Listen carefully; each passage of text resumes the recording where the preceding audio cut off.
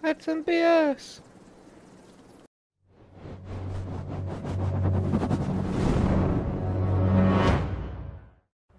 He punched me in the dick! Why?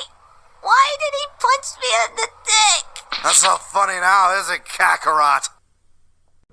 But yes, that is one of my major concerns of Division 2 as of right now, is those damn baton bitches with their shock wands always punching me and kicking me in the dick.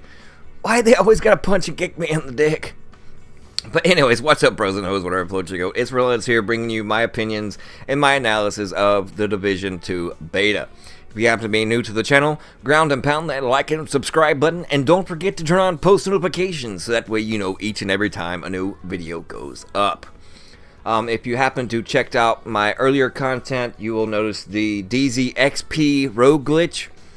If you don't know and haven't seen that one, I'll direct you over there for the full detail in which, but summing it up, you can basically cheese the system, the rogue status, to where you can be always white rogue and constantly getting XP in the dark zone, and can basically, if it sits and stands as it is right now in the full release, that you could probably hit level 30 in the dark zone in just a matter of a couple of hours, maybe a day tops.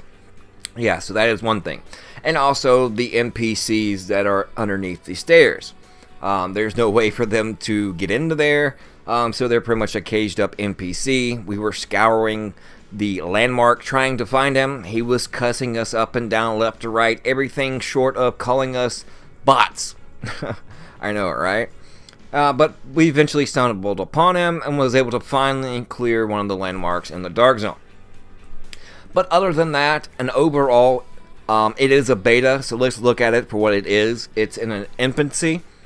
But for the overall aspects, if you just think of it as a beta, but yet knowing that and not passing teetotal judgment upon it before the full game launches, then overall, I'm at probably an 8 out of 10, a 1.5 thumbs up out of 2.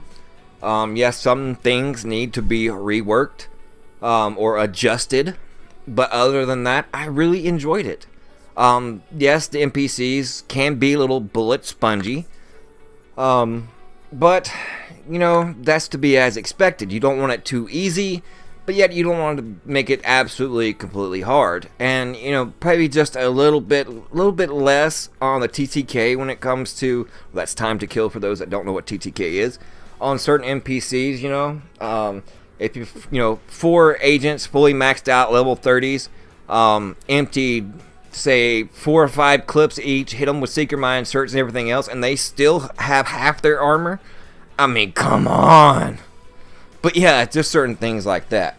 And also, they put us in a time machine and took us back into a period of the Division 1, the 1.3 Sentry shotgun without the Sentry Call gear set, but more or less still being able to 2-tap agents with a Super 90 that as fast as you can pull the trigger, it's going to just spray out those shells like a showstopper, but have twice as much damage.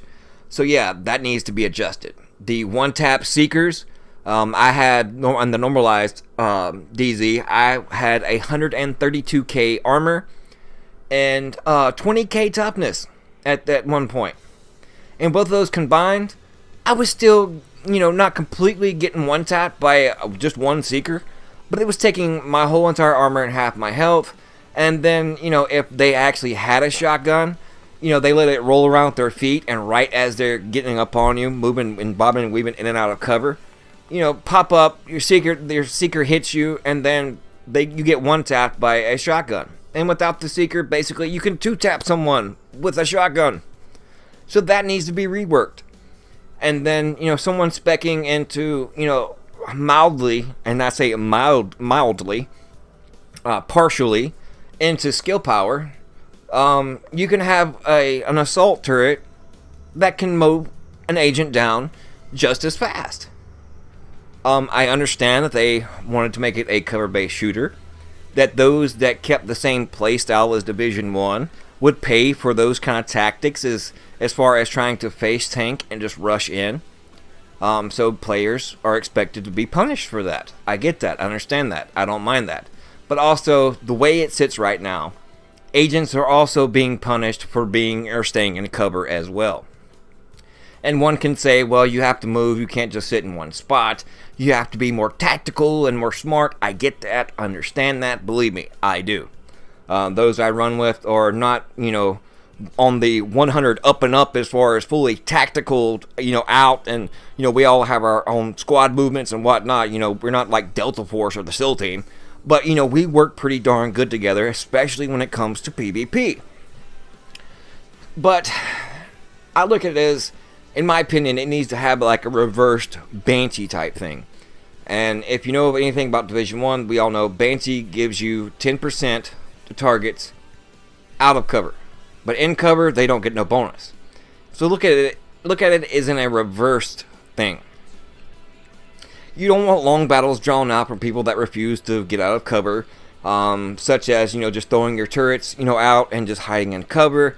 And sitting back with a rifle or marksman rifle. That just wouldn't be fun at all.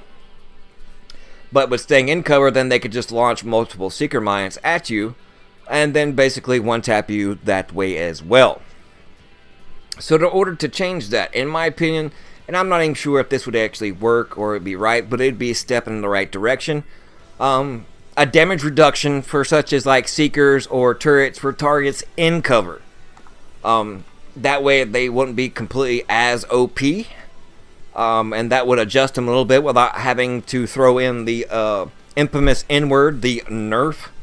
But definitely something needs to be adjusted when it comes to the seekers, the turrets, and of course the shotguns. And somewhat, one can say a little bit of the rifles. But, a rifle is supposed to be as expected. But unless they put a rate of fire limit on these particular type weapons, then people are just going to be getting a modded rapid fire controller and mowing people down. So that needs to be adjusted, looked at too, pretty much just as the same. But let's look at the PvE side of things now. If you're using an assault turret or any kind of turret in PvE, and I was using one in game, while you were throwing it, if you were just trying to sit up above your head on a ledge, such as if you were taking cover behind a car or a desk, you would have the animation of actually putting it up there, but it actually wouldn't deploy, but it would still go on cooldown. And that's just one thing. The other side, another thing of those same turrets, if it had an obstacle in which you were wanting to throw it, such as you were trying to throw it far and it was going to hit the ceiling, and we all know if it hit the ceiling, then it would just fall straight down to where that went. Well, that didn't happen.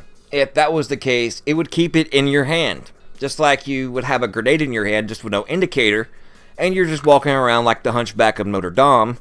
And the only way to get out of it is to hit triangle or to switch into weapons.